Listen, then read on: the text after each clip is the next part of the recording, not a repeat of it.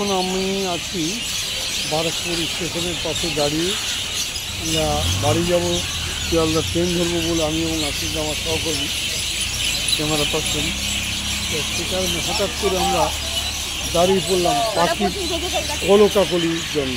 বারাকপুর স্টেশনে একটা বট গাছের পাশে যে এত পাখির শব্দ সে ভাবা যায় না। বেশ একটা মাধুরী লতার ফুলও আছে, আর পাখির বিশেষ করে শালিক দেখছি, ভর্তি শালিক ভর্তি, এবং ওরা আসছে। আর কিচিরমিচির আওয়াজ আপনারা শুনতে পাচ্ছেন। প্রদীপ ঘোষ ব্লগ থেকে সবাইকে স্বাগত। এই হচ্ছে বারাকপুর স্টেশন করে পুরোনো ঐতিহ্যবাহী